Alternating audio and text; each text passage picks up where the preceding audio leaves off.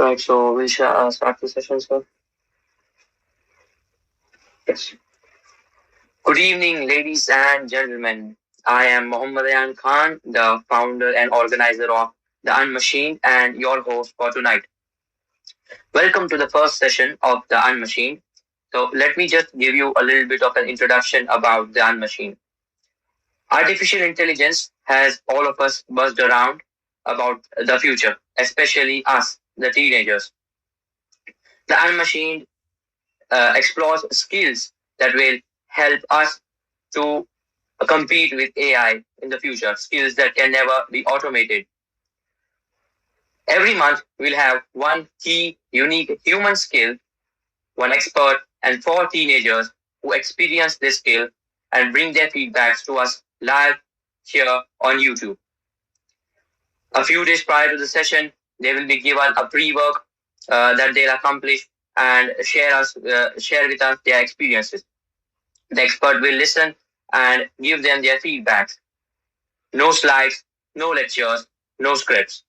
Just a real conversation with a teenager who did the work and an expert who has lived it. Before I begin with the session, let me just talk to you about something that happened just a few weeks ago.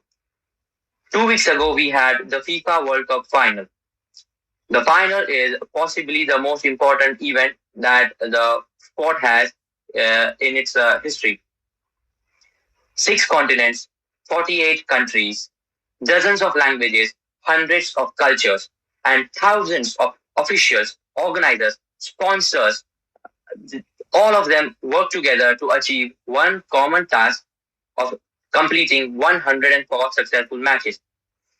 To accomplish this task, broadcasters from Japan had to communicate with organizers in North America. Sponsors from Middle East had to align with governing bodies in Europe. Security teams of certain countries had to work with logistic teams of another. To do this, it didn't happen on its own. No algorithm did it. At the end of every conversation, at the end of every negotiation, there was a human being present with the skill of global business communication. Tonight is exactly about that. We have with us the expert who does this every single day across 50 countries. Our expert for today's session is Nishat Nihal. Nishat sir is the founder and CEO of United Epicure, the brand behind Nutty and more. He is also the CEO of 5-Star Dehydration, which has been scaled across 50 countries. As a CMO of United Foods, he grew the company into India's largest peanut butter exporter, present in over 50 countries. Let me put that in perspective for you. 50 countries means 50 different business cultures. It means 50 different ways of building trust. It means 50 different ways of communicating with the other person. It means 50 different conversations that could not have had happened twice. Tonight we have Nishat sir with us here to talk about this topic. I would like to take a moment to thank Nishat sir for giving us his valuable time. Sir, today the participants will share their experience and then you will provide them with a feedback. Is that okay with you, sir?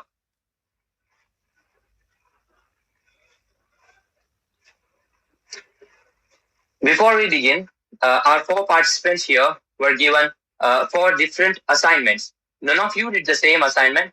This was done intentionally so that we could have a diverse set of conversation here. You will get 3 to 4 minutes each to share your findings. You speak with your heart. You don't need to be perfect. Be honest, and then Nishat sir here will guide you. Our first participant did the task of one message to different countries. He had to curate 3 different pitches for 3 different audiences. Sano, could you please share with us what you found?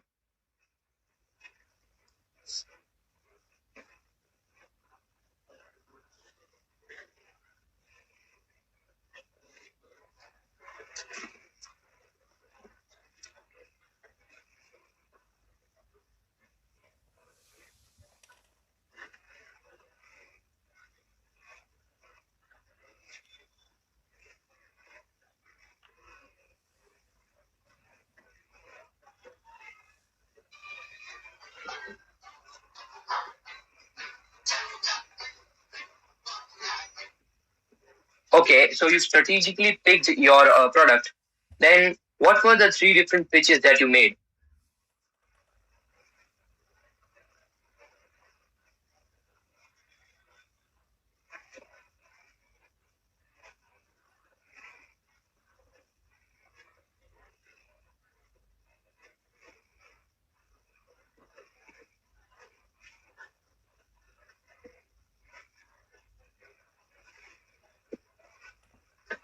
And so,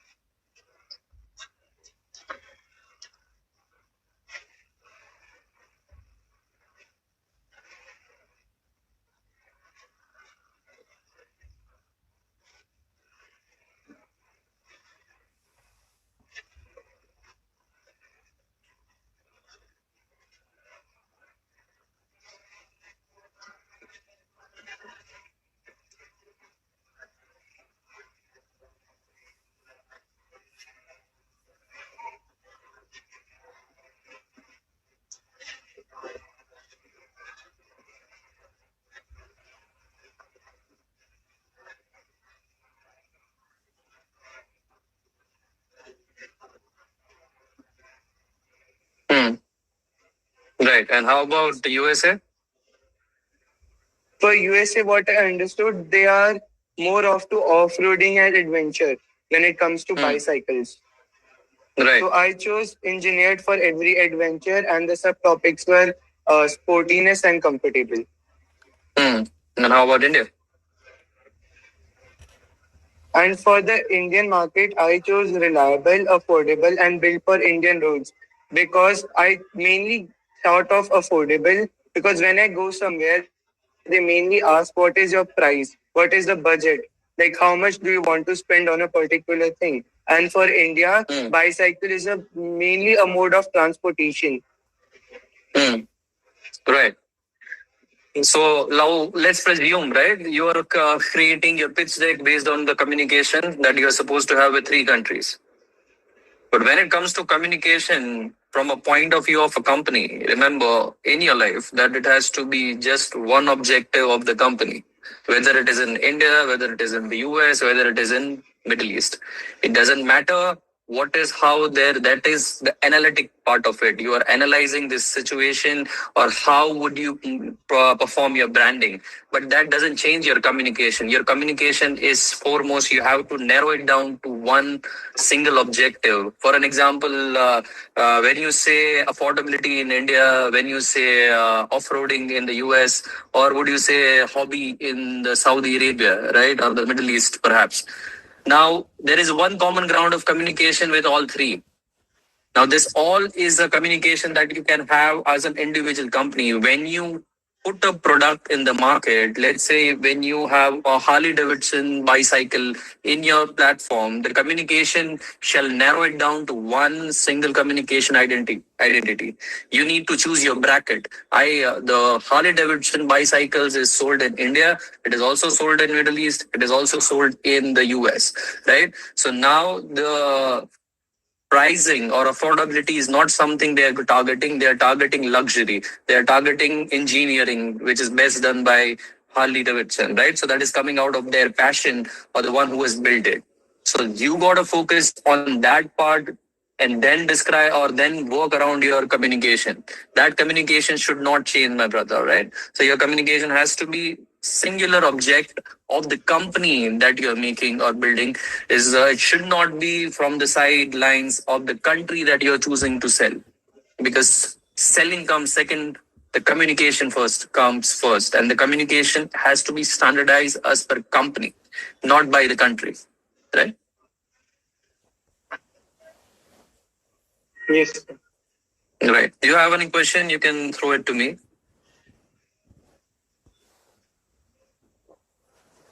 So my main question was like I saw your LinkedIn page that said that you have done things in 50 plus countries. Like what was the hardest place where you have to do these things? Pardon, come again. What was the what I mean to say is which country was the hardest to communicate and sell your product was? To be very honest, Tanav, there is never a country which is hardest. Every country has the same opportunity. It's just that just how you worked around your analytics of each country and their expectations. It is you again who decides that which is the country that you want to walk in first. So rather than going for the hardest country, you would choose a country where you think you can be more successful building, right? So I wouldn't go by the fact that which was the hardest part or a hardest country that I've faced, because there is never such thing as hardest. It is always price, the product and the service, right? That these are the three parameters that goes parallel. So there's never a hard thing or a hard country to tap in, as long as it's not in a state of war, which currently, when you see the world, you'll find the same wherever. I mean, at least in the Middle East. Middle East is not a country. It could be hard for me right now, but that hardness is subjective. It is not permanent, right? So there is no hardest country in the world. It is just the smartest country that you walk in.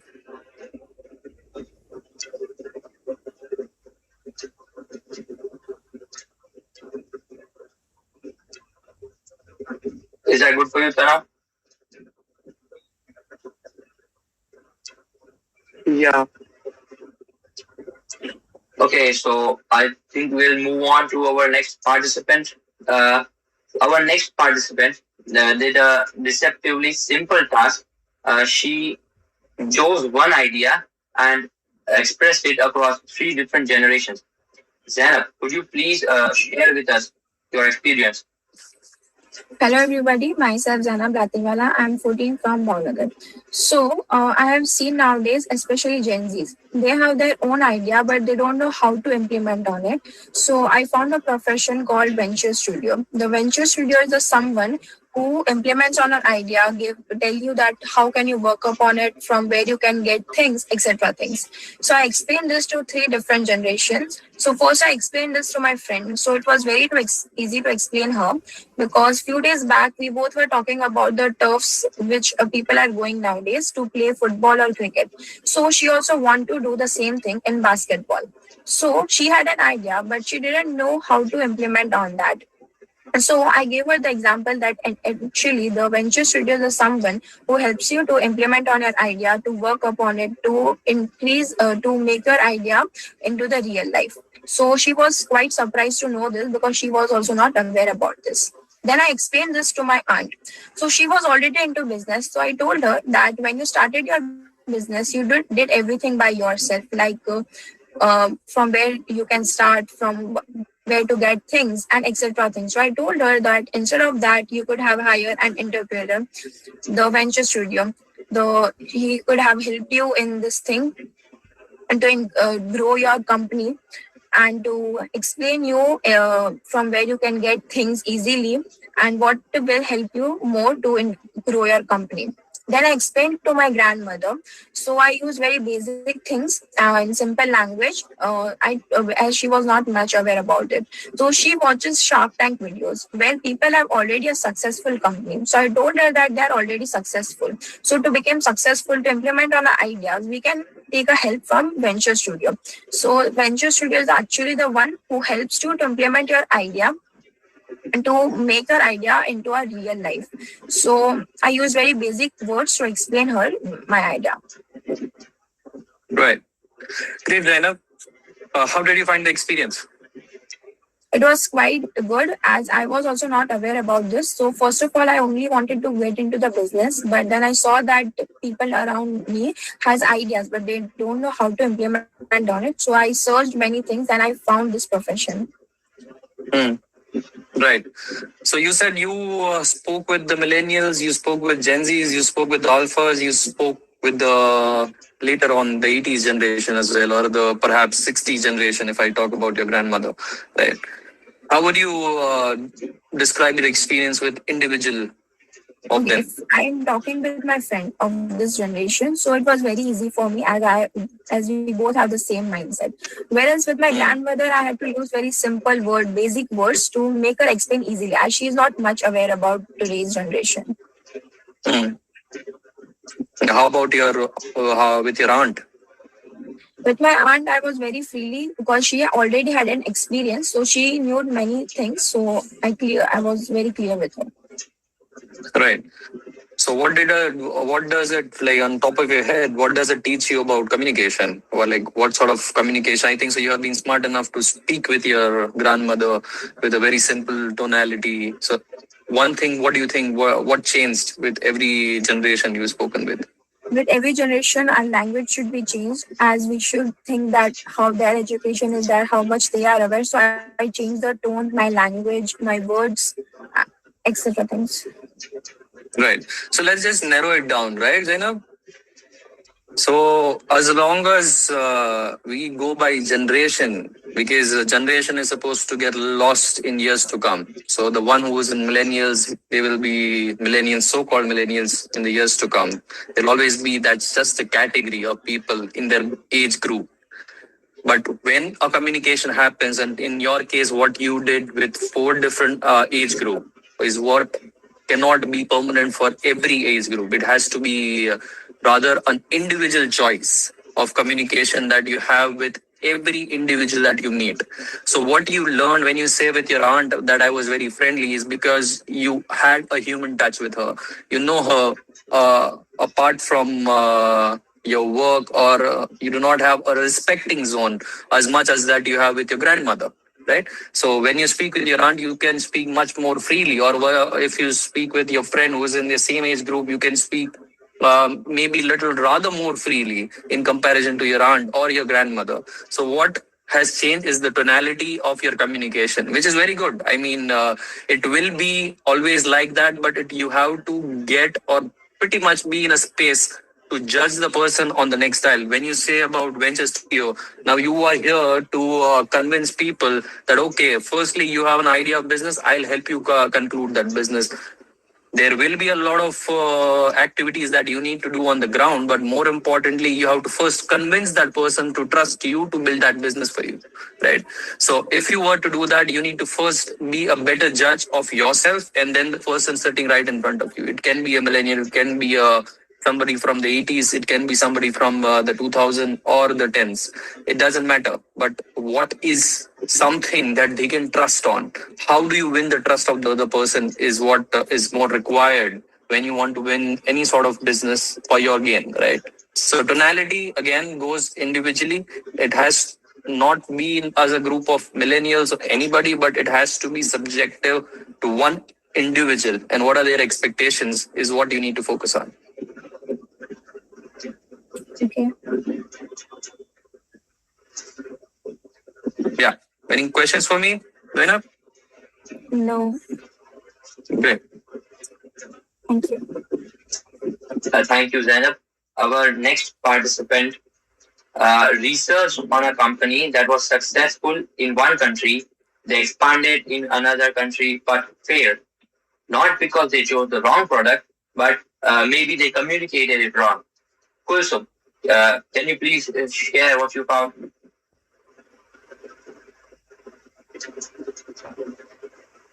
Hello everybody, my name is Kulsum Vasaya. Today I would like to talk about Walmart's failure in Germany and what it teaches us about global business communication. Walmart is the one of biggest retail companies in the world after becoming very successful in the United States. It entered in German market in 1997 and the company was believed that the business model was working in America would also work in Germany, and however things did not go as planned. One of the Walmart's biggest mistake was assuming German customers wanted exact same shopping experience of American customers in the United States. The employees often the smile, greet, and have friendly conversations with them. But in Germany, customers prefer a more professional and a less shopping experience. And many people they found that Walmart style uncomfortable instead of welcoming. The company introduced team chats and motivational exercise, but while this was normal in the United States, but in Germany, employees felt this is unnecessary and it doesn't work in her work culture. That's why because they exit Germany in 2006. This is the thing. Thank you. Great. Also, can you tell me more about your thesis? Why do you think Germany failed? Is it just because of the communication? Was not right?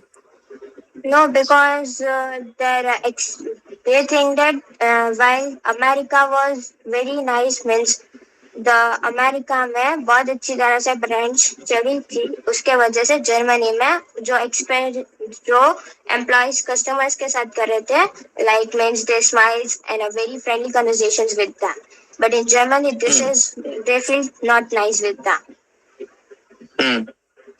Right. That's the Right. Germany. So let me break it down to you, to all of you guys. So I think so. When anything goes wrong in a market, communication plays a longer role. But how you position your branding is like something that is not sustainable for all the countries in the world, right? So that given an expectation of Walmart was successful in the US. It can be successful in India. It can success or it can fail in India perhaps. But the model of the business has been rather chosen. So like in my first conversation when I spoke with Tanav, and I had to advise him on regards that you need to narrow it down about the company. So that is the company that Walmart has chosen, where they want to have a friendly communication. They want to have affordability above all, and they want to just ask people to come and buy it. Like we have such model in India, such as DMart, right? So DMart is one such example which is doing really well, or pretty much they are close to Walmart per se, right? And they're successful. So the communication is about individual country, and always know this that there goes a lot in the background behind even the communication, and within the numbering works or the mentality of the people, and there are a lot of other parts of a business entity that one must in space of just communication per se. We need to focus on the marketing, we need to focus on the branding, or these are the three pyramid or the sales. There are the three lines of how you look at it, but there's one more that goes even in depth, is about the response of what goes behind back doors also, as long as the communication is straight. And these are the communication which are very invisible. They are not you're not directly communicating. In your case or in your case study, what you have just seen as a part of a communication is part of larger branding or a larger marketing, or how they want to walk inside a territory or a country or a region, right? So that should not fall just as a part of communication, but that is just one side of it.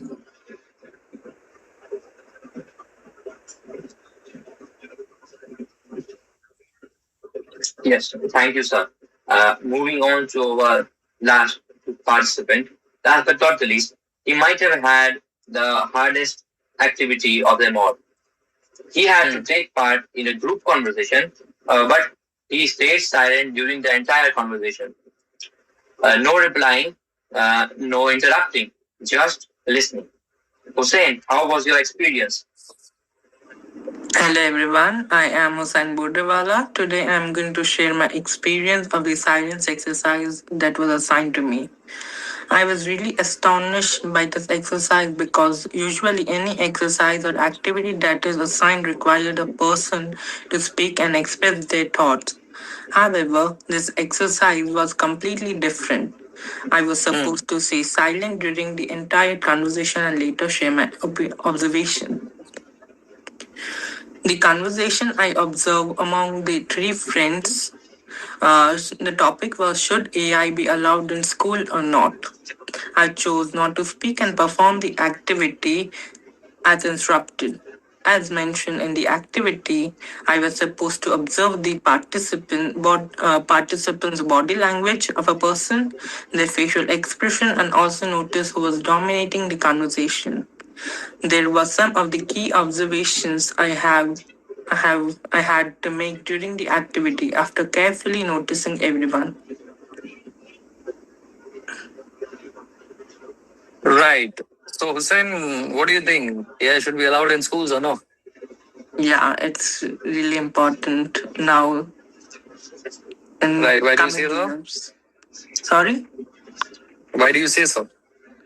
Because technology is booming and we need technology, we need AI to be taught in schools, Mm. especially as compared to now we are having a bit of traditional schooling, but in future this won't work, so we need more AI and more modern schools to be. Okay. Now, how many people were there in your group study? They were total three. Yeah, including you? No. Okay, so you're four of them totally. Yeah. Right. So, what, like, how is your judgment coming after hearing everyone in that panel, or how is it? Yeah, my observation was before I was not speaking, I observed everyone's facial expression and I was seeing their way, how they talk and what were their thoughts about that AI should be taught in school or not. Mm. Right. What's your age? I'm 17. You're 17. Nice. Yeah. Great. Yeah, have you ever heard of a term in communication, listening is a fine art? Yeah. Or Zainab for that matter, Tanav, Kulsum? Have you guys heard of this phrase? Yes, sir. Right. So I think so. There is we work. I'm rather speaking way too ahead, but I really appreciate this generation which has come out to be after 2000.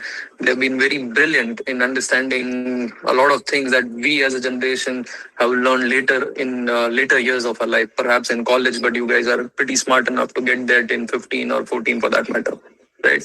So on those lines, I mean, the observation will come naturally to you. When you are just silent, looking at one part of the conversation, and when you absorb everything is happening in front of you, your intact or your reaction will come naturally.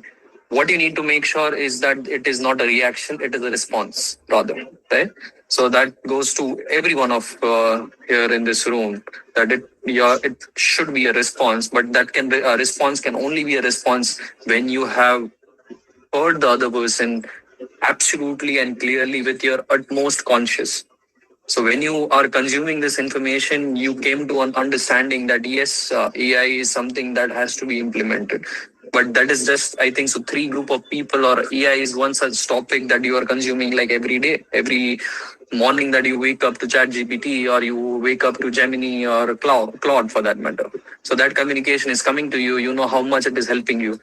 So all this thing goes to your neurons, and you come to a phase where you accept that this is something which should be allowed in the school or not. But given any point in life, whatever the topic is, whether it is AI or food or lifestyle or any category of the world, when you are discussing or when you are hearing the other person fully, you come to a conclusion of a space where you know that, all right, my judgments would be accurate. As much as you are conscious to listening to the other person or the second person next to you, is you will be more certain of the judgment or the decision that you take. Right?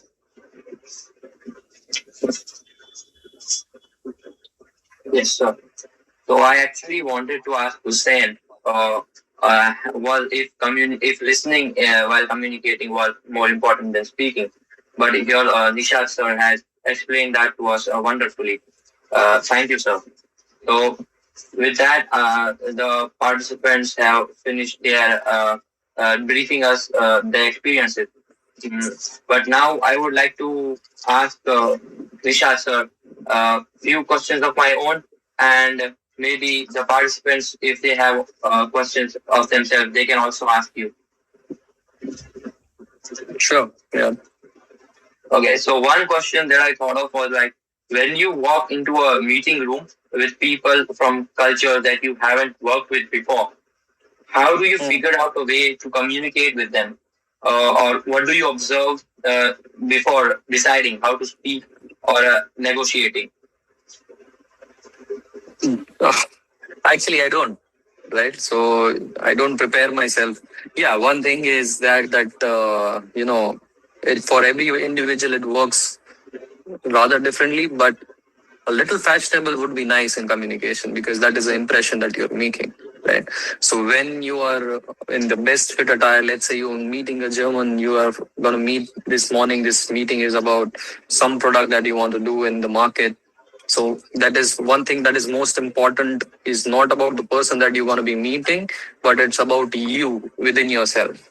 So once and well said is that if you're dressed well, if you're putting the best perfume, you're putting the best shoes, you're confident. Those are all the things that reflects in your life to give you more confidence to talk to anybody in life.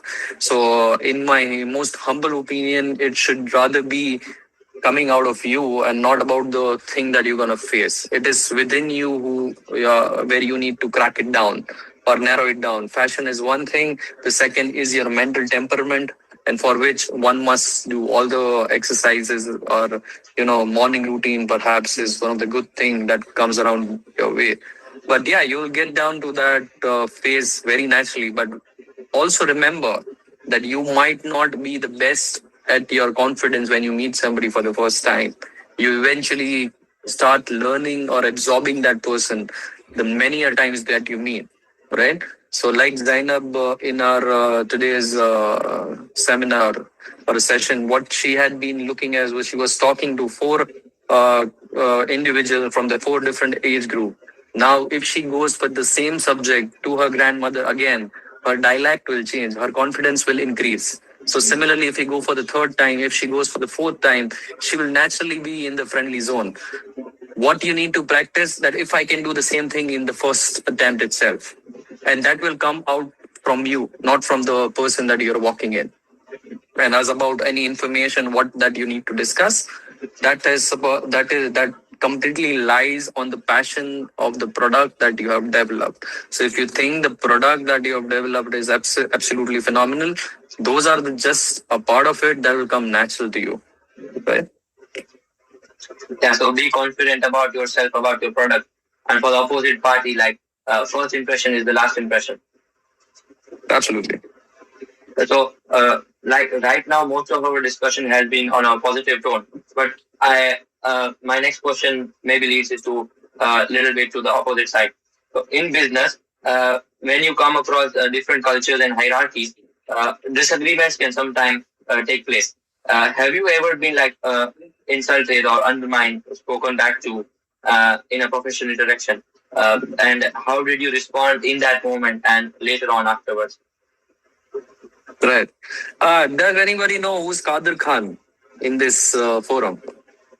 Yeah, the perfume. No, I think Kadir Khan is a bodybuilder or something. No, he's not a bodybuilder. Oh, Okay. And does anybody know about Amjad Khan? Have anyone seen Sholay here? yes. Right? Anybody else? Tanav, Zainab, for that matter? Oh, yes, Amjad Khan.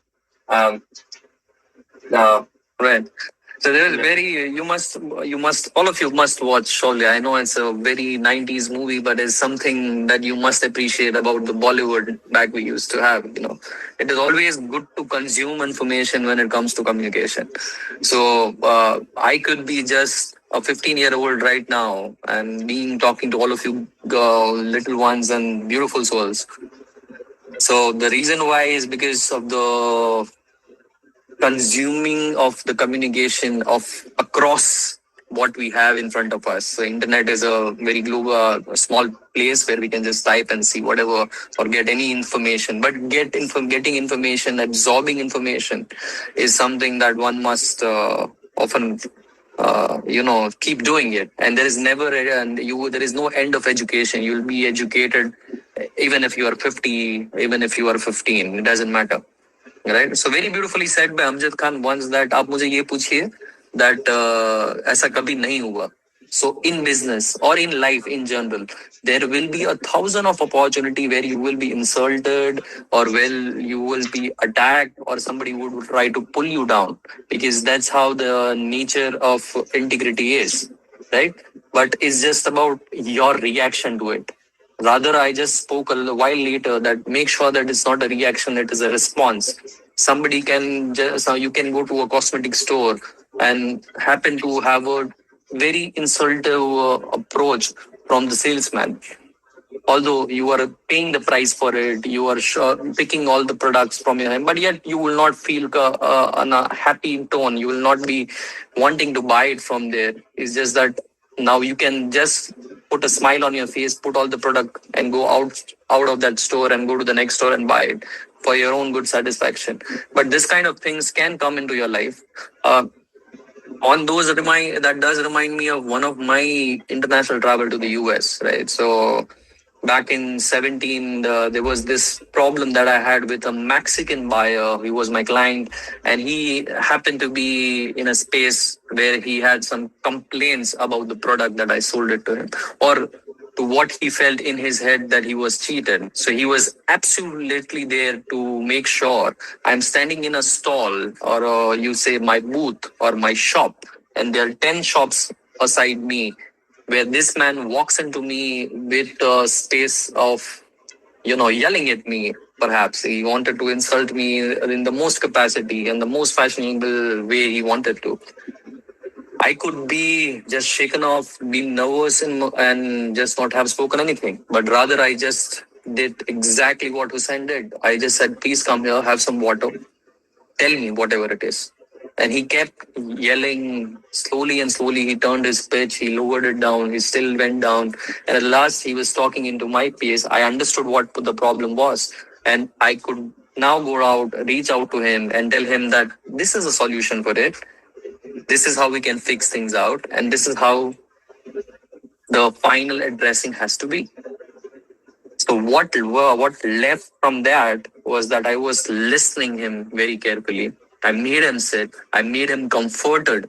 And then at final stage, I just put my point that, sir, this is what you have done too. This is where you are wrong. And he had to agree that, oh shit, the problem was just a lack of communication, not a clear line of communication. I solved that problem out. He went back smiling, and he continues to be my customer even today. He buys from me like 17 years, 9, 10 years. He's still with me.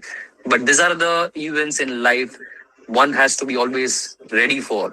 And it has to come out of your response. It can never come out of a reaction. If you react to a situation out of nervousness or anger or all the negative emotions that we have as an individual, is something that we need to choose not to use in the best time that we need it, right?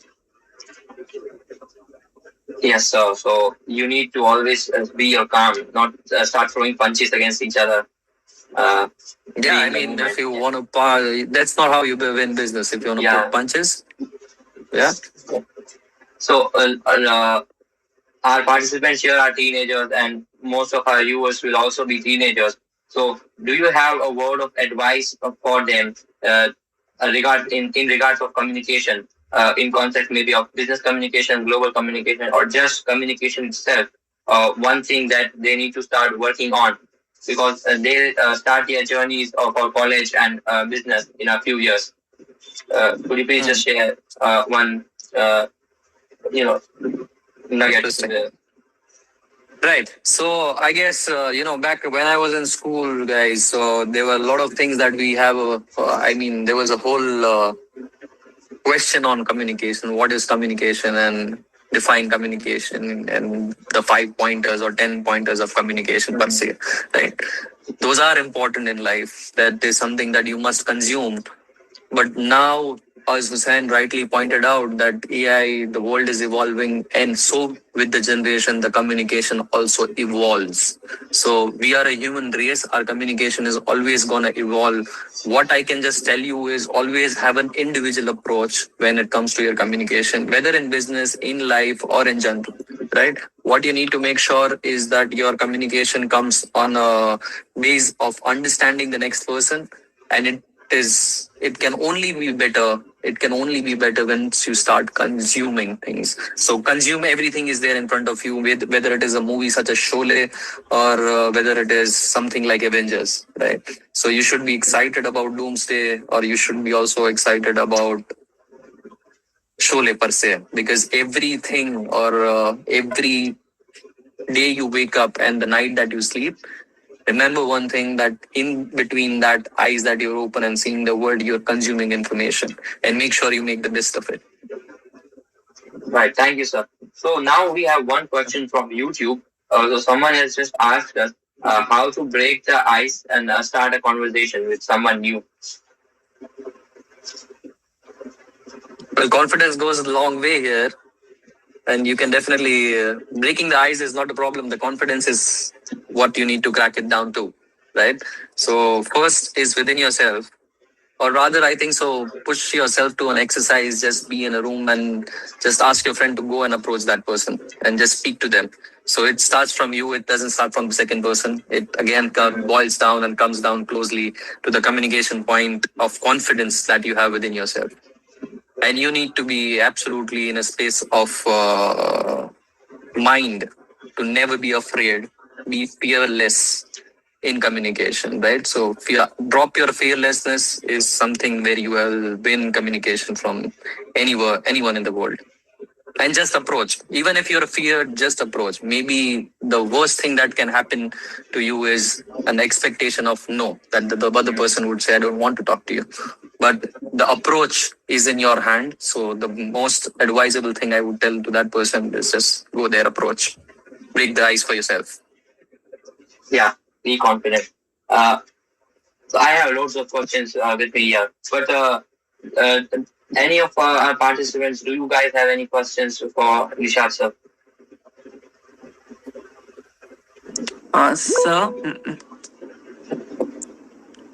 Sir, what failure taught you the most valuable lesson in your journey? Every failure will teach you something, Hussain. And you should be only expecting failures are the only thing in life that are able to teach you anything in life, right? Success only allows you to buy a Louis Vuitton or a Lamborghini in a layman's tone, but a failure always teaches you. And there's no one common failure that teaches you one thing. Every failure is going to teach you something new. So be ready for it.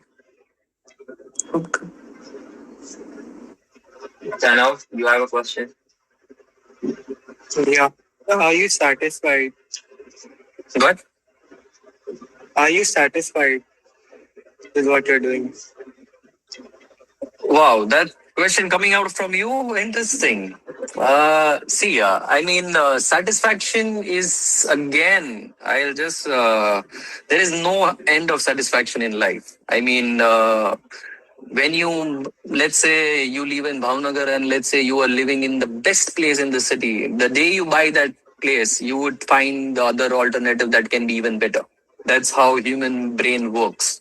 So there is never an end of satisfaction, but the satisfaction point is where you personally as an individual choose that this is where my point of satisfaction is. And given Tanav of your age, if you have an ambition high as let's say having a company which is a unicorn or something, that is your goal. But satisfaction is that if you are not a unicorn, but you are somebody besides unicorn, and the day that you are satisfied with everything around you in that age, in that time, and that's when you say that I'm happy with whatever I'm doing, and you're consciously choosing that this is where I find the most peace and happiness within myself, is where your satisfaction lies. Okay, sir. Thank you, sir. Yeah, take it, do save this information. It comes after a lot of unsatisfied zones. Yeah, there is this one saying that you could either keep consistently working for 60 years, or you could be an apprentice to someone who has actually worked for 60 years and learn from their mistakes and their successes. So this is a sort of like that right now what we're saying. Rather choose what you want to do in life. The passion should not be forced upon you. It should come out of your own individual choices. I mean, whether you want to make an AI based application or whether you want to make peanut butter, you should thoroughly know that this makes me happy. So anything that makes you happy will give you a better or a sooner satisfaction in life. Hmm. Yes. Do we have any other questions? Well, sir, I would just like to take a moment to thank you. You did not have to say yes to a 17-year-old to give your time and spend the time here with a few teenagers, but you did come here. You listened carefully to them. You gave them stories, not slides. Thank you, sir. And Appreciated, much appreciated. Ayant. what you spoke about global communication here is like a masterclass in itself. Thank you, sir. Yeah. I hope it helps each and every one of the individual here. Remember the things that I've said. Throw the things that you don't understand. It's not important in life. So it's only that much you consume and that much you think you can be happy at. Just do that and keep living hard, right? Yes. You can keep Yes, coming guys. back to these findings on youtube.com/the UnMachined. Okay, let's plug. But All right. Bye bye, guys. yes, Cheers. thank you so much, sir. Participants, please stay, please stay, please stay. Session 1 of the UnMachined is done. Next one, we will have session 2 with new participants, a new expert, and they will bring their own experiences, their own pre-work. Right now, if you are a teenager between the age of 14 to 17 and you want to be in the session, please, the applications forms are now open. Head to the website, fill out the forms, tell us why this matters for you. We go through every application personally. And this stays live on YouTube. You can keep coming back to it. And if you think that there was a teenager who should have been in this room tonight, please share this with them. I am Mohammed Khan. This is the UnMachined. Real conversation, real shift, real experts. Thank you.